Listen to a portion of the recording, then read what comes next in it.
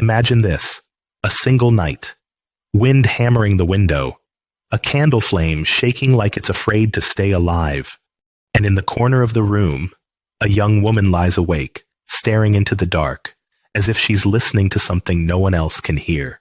She isn't just trying to write a story, she's hearing a nightmare from the future. And a few months later, that nightmare will become a book that changes the world forever. Her name is Mary Shelley. But when you look closely at Mary's life, you start to realize something unsettling.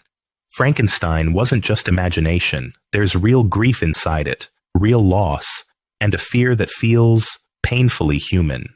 Mary was born in London in 1797, and her family was famous before she even learned how to speak.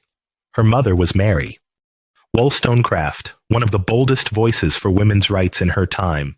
Her father was William Godwin, a political philosopher, a writer, a man who lived in ideas. Mary should have been born into safety, into brilliance, into a life of books and comfort.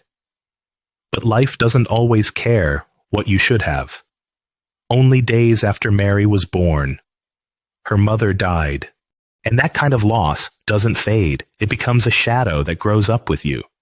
Mary never truly met her mother, but she felt her everywhere, in her father's conversations, in the silence of the house, in the pages of books that still carried her voice.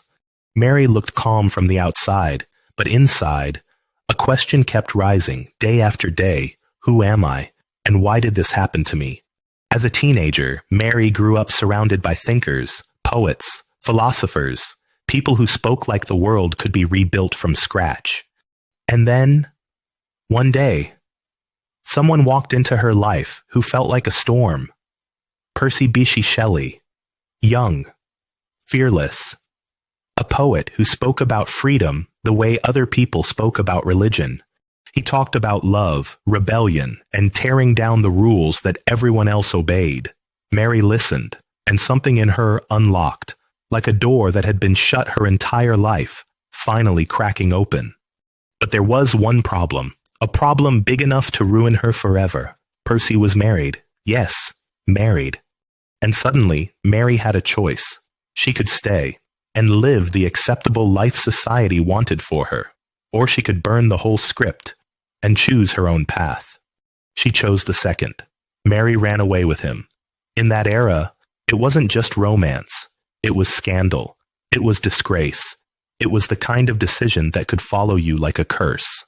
They traveled through poverty, debt, cold nights, empty stomachs, and life seemed to whisper the same message again and again. You chose this. Now let's see if you can survive it.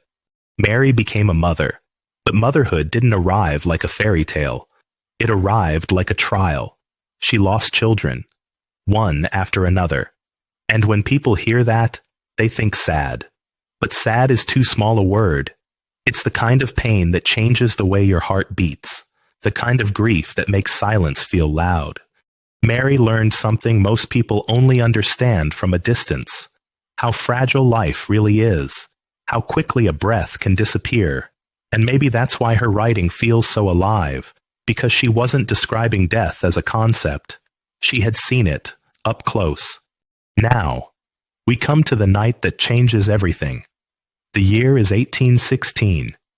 History remembers it as the year without a summer. The sky stayed gray. The rain wouldn't stop. The world felt wrong.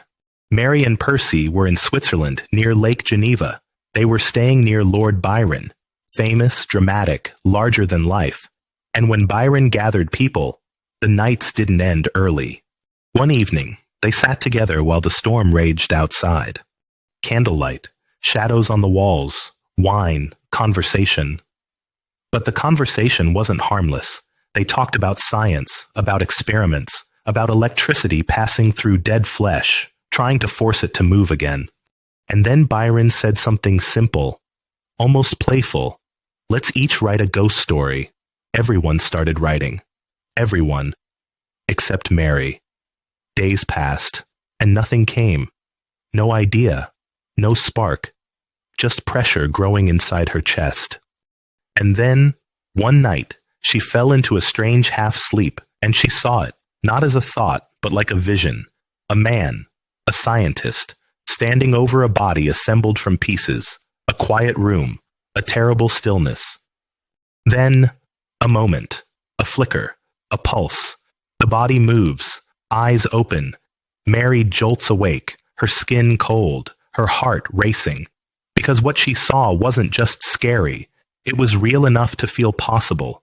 And Mary understood, in that instant, this is my story.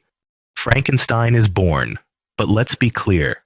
This was never just a monster story.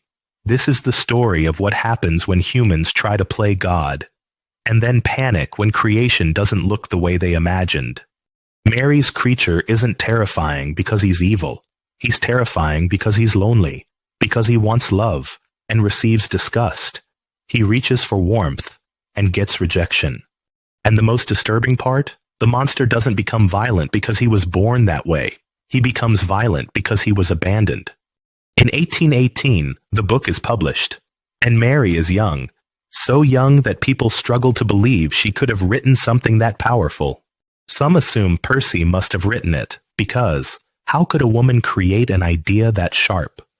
But Mary doesn't disappear. She keeps writing, revising, strengthening her voice. And Frankenstein grows, and so does her name. But life still isn't finished with her.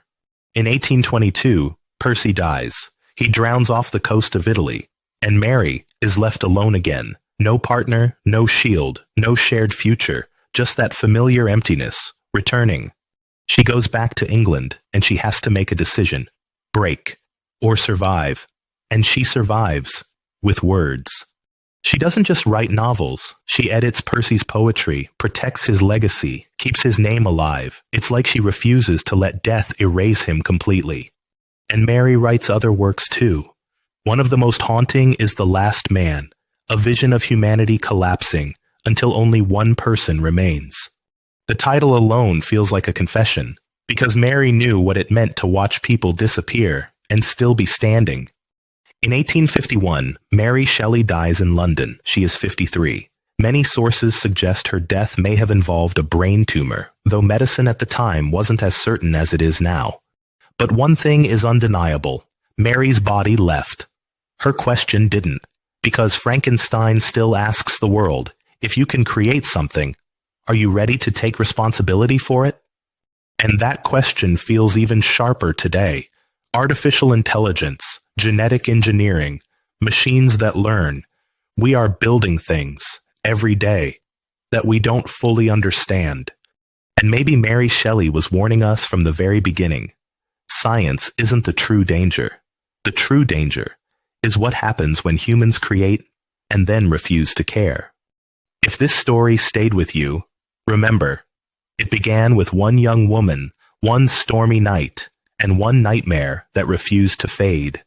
Mary Shelley wasn't just a writer. She was a warning, written in ink. And maybe the most frightening question of all is still hanging in the air.